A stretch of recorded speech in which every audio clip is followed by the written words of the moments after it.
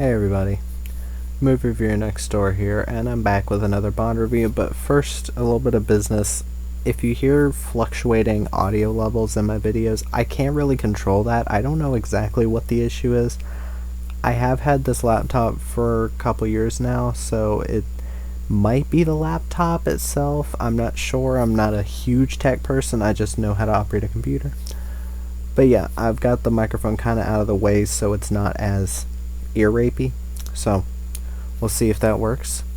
Welcome back to the Bond marathon, I guess it is now. And today I watched Octopussy. This film is from 1983, directed by John Glenn, and it stars Roger Moore, Maud Adams, Louis Jourdan, Christina Wayborn, Kabir Bedi, and Steven Berkoff.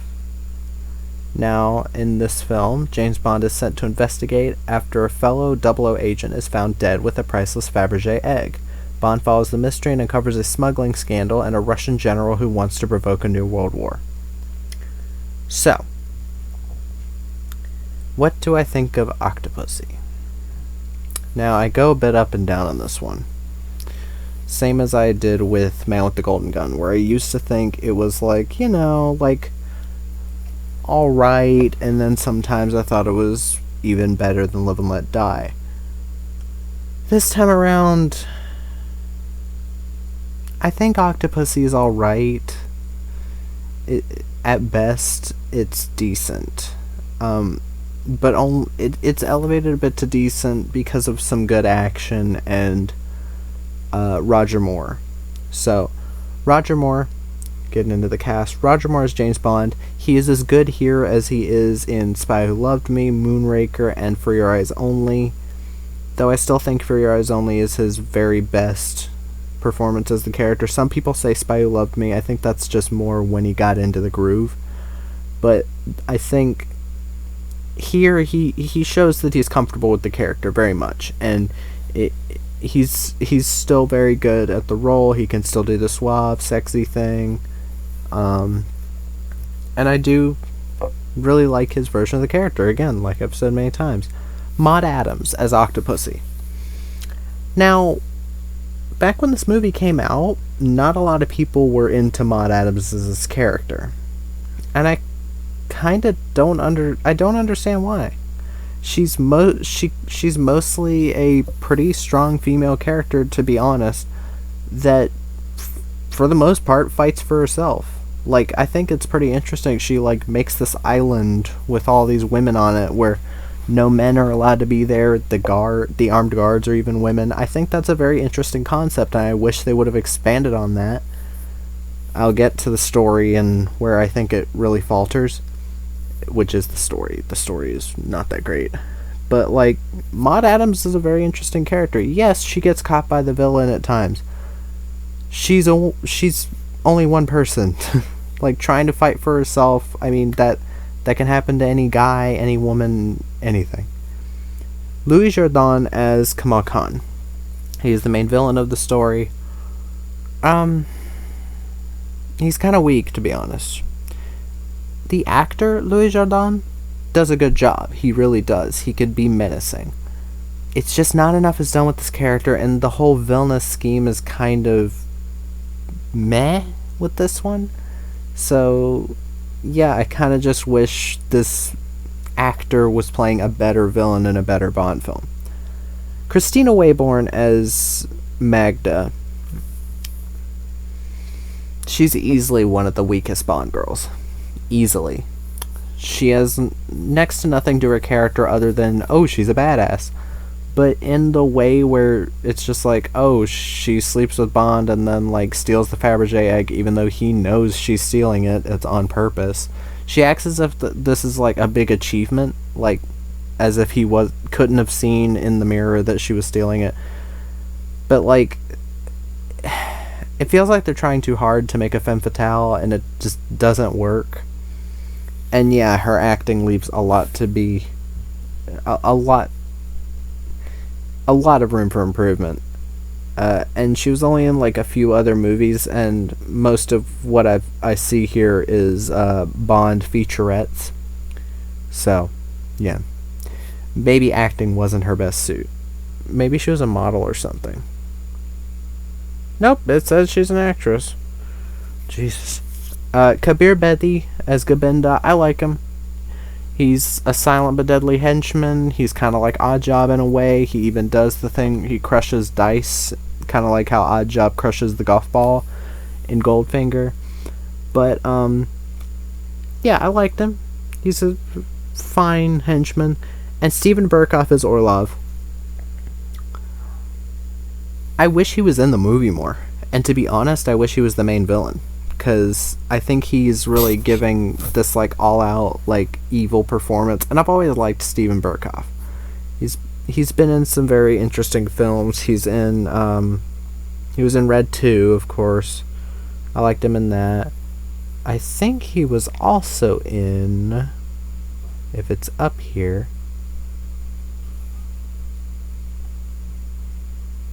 Huh. I thought he was in Barbed Wire. I don't know why I thought that. Huh. Well, whatever. But yeah, Steven Berkoff does a good job here. He's very over the top, very loud, very brash. And I like that. I wish that this film, with how goofy its tone gets, I really wish that they'd picked a villain to suit the tone. Because Louis Jourdan, I feel like, could have played a better Connery-era villain. And Steven Berkoff is dead in the Moore series, so yeah, I really think he would have worked better. But yeah, the title sequence, it's kind of meh. It's a lot of like laser technology, so there will be a laser drawing of an octopus on a woman, a naked woman. And then it would change to a 007, and then it would change to something else. I forgot exactly what it was. But yeah, it was kind of, I like the song, though. I like All Time High by Rita Coolidge, and I don't understand the hate that the song gets, or that people usually put it lower. Maybe because there's so many good songs in the series, but they'll put it under, like, Skyfall. I'd easily take this over Skyfall. I thought Skyfall was kind of just a boring song. There are better Adele songs you could have picked. But yeah, with this film, I usually just thought, nah, it's a fun, like, action movie. It works as a spy thriller. This time around, I really paid attention to the plot. And, I don't remember the plots of the other Bond films being nearly as much of a jumbled mess as this one is, because it's like, oh, Bond, what do you know about Fabergé eggs? We need to get this real Fabergé egg. So he switches out the real Fabergé egg with the fake Fabergé egg, and then Kamal Khan buys it, and then they're tied together somehow.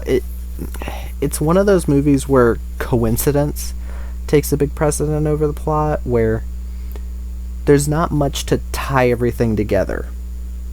If you know what I mean. There's not a lot to tie it together. It's more so, oh, this thing happens to be tied to something else.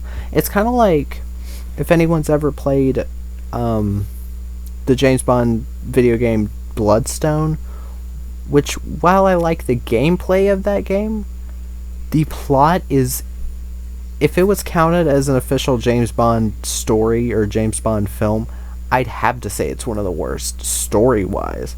Because it's just, oh, you go to this person, they're supposed to be the villain, and you don't find out who the villain is in Bloodstone until like the last 3/4 of the game, and they don't build them up at all. So you go to this person, they say, I can't tell you anything, then they die.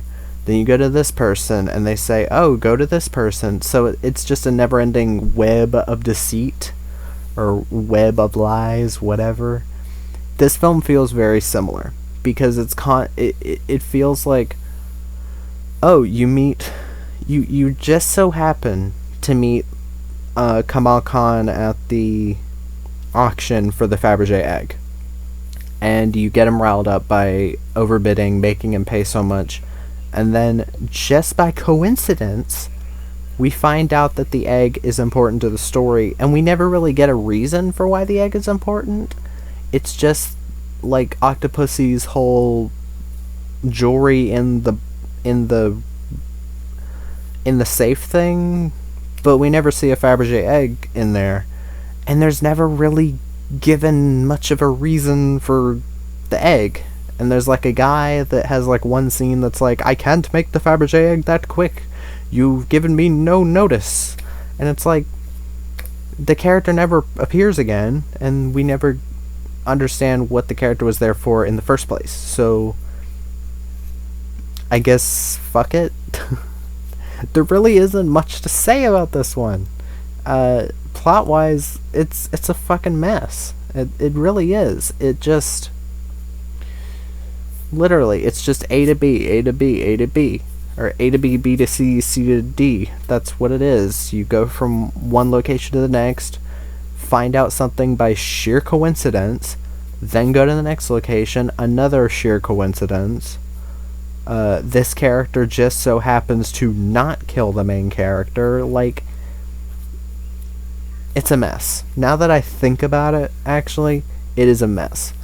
But this film does have a lot of the things you come to expect in these types of films. It has beautiful women. Even though Christina Wayborn isn't a good actress, she's still pretty. And so is Maud Adams. I think Maud Adams is more beautiful here than she was in Man with the Golden Gun, and I like her role here. I wish she was in a better film.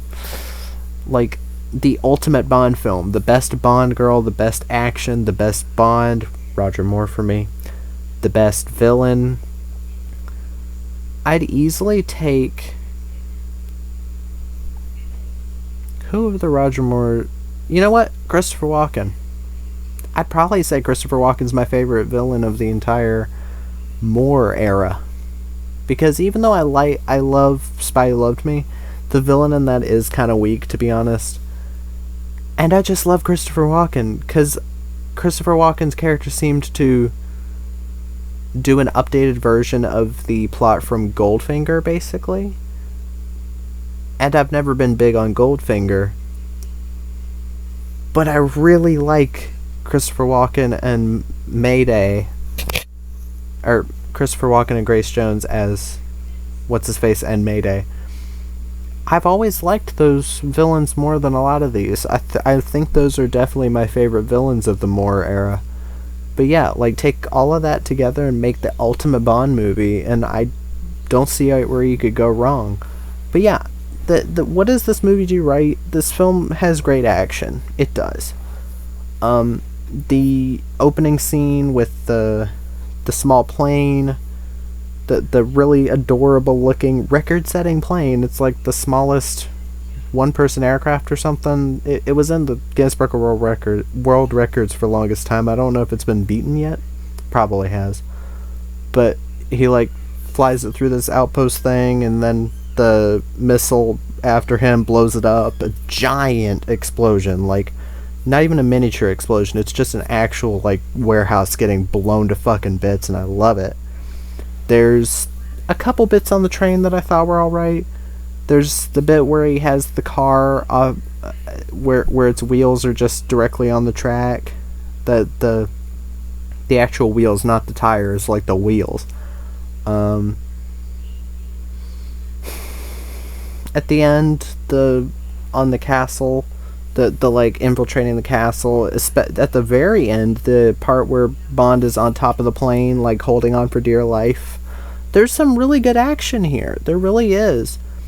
But that palace sequence, I did notice some really not that good, not green screen, but there's like tarps up. There, you can tell this wasn't meant to be seen in HD at times, because you can very much tell with the back projection. Usually doesn't throw me off, but there it was clearly a set that was walled off, and they couldn't like... I would have preferred some back projection. Like, it kind of came off a bit cheap there. But, like, the fights and the big old action scene out there was fine. But this film does drag at points. It really does. The train stuff starts, like, an hour from the end, and it takes, like, 40 whole minutes to get to the damn circus. I I actually did get bored. I did get quite a bit bored. And it did remind me of Goldfinger in the whole like last half of the film, more than last half, the whole last hour of Goldfinger felt like a fucking drag to me.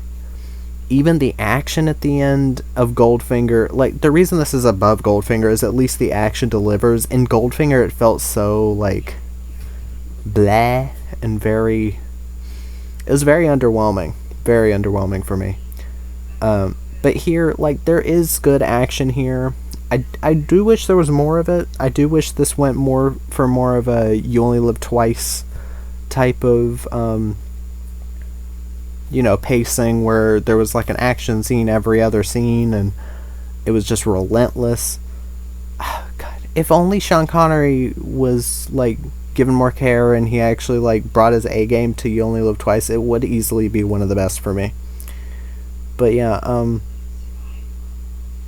the pacing during the train sequence does really sag because not much happens plot wise. It's Bond sneaking around the train and then getting shot at, shooting at Russians, and it does get quite it does sag there. Like, the first hour before that was pretty well done, but yeah, it did sag there. But like, overall, it even with that, it's still decent, I guess. It's a low decent, though.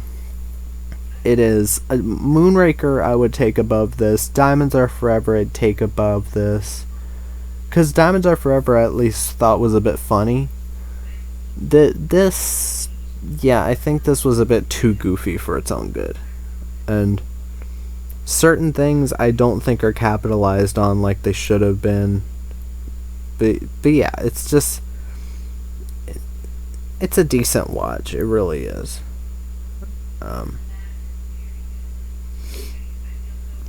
But yeah, the pros. Get to the pros and cons and finish this off. The pros: Roger Moore, Maud Adams, Louis Jourdan,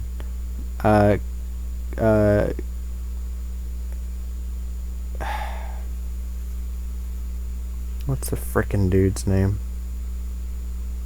Kabir Bedi, Steven Berkoff, all do good jobs. There's some good action. The like action sequences, yes, the action. I already said that. I'm so dumb. I'm tired. I'm tired of dealing with work stuff. There's some really good cinematography. There really is. There's some, really nice sets.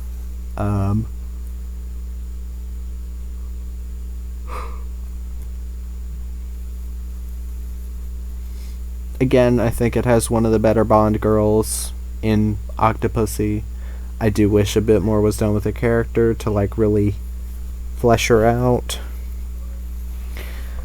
Cons: Christina Wayborn.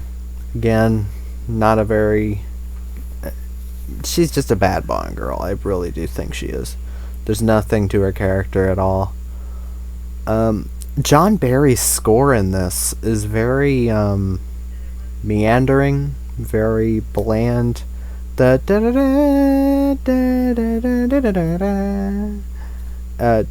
the action scenes really felt bland. Even the gun barrel theme, it's very meh. It doesn't feel like there's anything interesting to this. While the last film, the Bill Conti like James Bond theme is awesome. I love it. The like the blaring guitars, I love it. But yeah, John Barry could use... I've never been huge on John Barry's work. I do think he's great in a few of the Bond films, but some of them, like a Goldfinger score, I hate. I like the score to You Only From Russia with Love and quite a few of the others, but yeah, his score did get a bit bland in some of them. Again, the train sequence goes on for way too long, and I think it really does break the pacing that the first half did a good job of. I think the pacing in the first half is good. And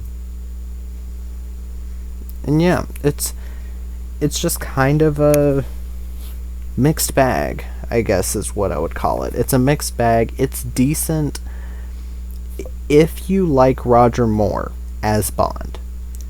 You might like the film. But if you don't like Roger Moore's types of films, I wouldn't say this is for you. I'd say skip it. You're not missing much story-wise. So yeah, that's about how I feel about it. I think it's decent. So if you like the review, like, subscribe, whatever, and movie reviewer next door out.